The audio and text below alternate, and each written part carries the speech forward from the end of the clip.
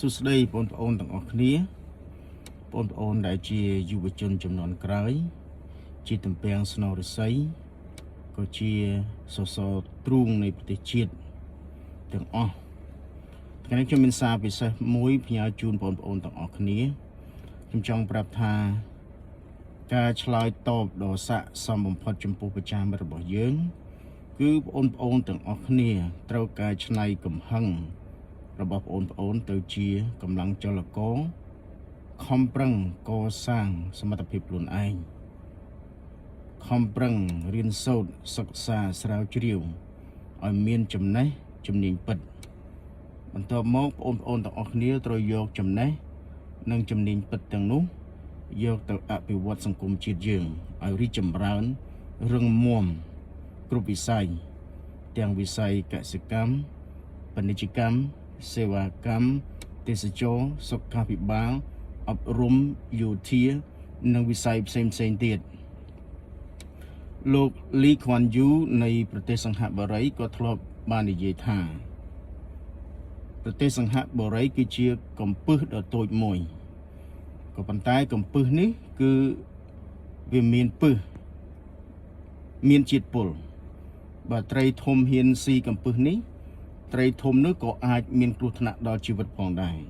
អញ្ចឹងមុននឹងត្រីធំស៊ីកំពឹសដ៏តូចមួយនេះអញ្ចឹងត្រីធំនឹងត្រូវគិតពិចារណាសិនហើយបើមិនដូច្នោះទេអាចនឹងមានគ្រោះថ្នាក់ដល់ខ្លួនឯងផងដែរគាត់និយាយដូចនេះដោយសារតែប្រទេសសិង្ហបុរីគឺរីកចម្រើនខ្លាំងរឹងមាំ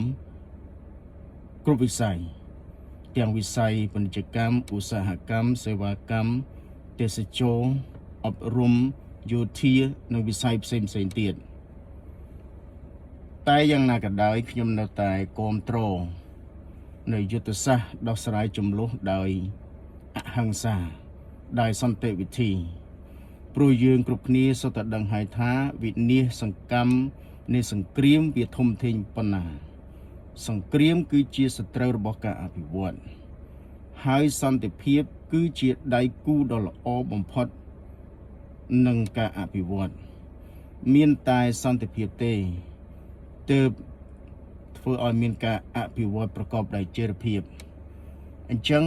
បងប្អូនទាំងអស់គ្នាជាយុវជនខំប្រឹងកសាងសមត្ថភាពឲ្យមានចំណេះជំនាញពិតសាមគ្គីគ្នាអភិវឌ្ឍជាតិយើងមិនយូរមិនឆាប់ប្រទេសជាតិយើងនឹងរីកចម្រើនរុងរឿងលើគ្រប់វិស័យដោយសម័យអាណាចក្រអង្គរ Okay, so together we make this world a better place. Thank you everyone.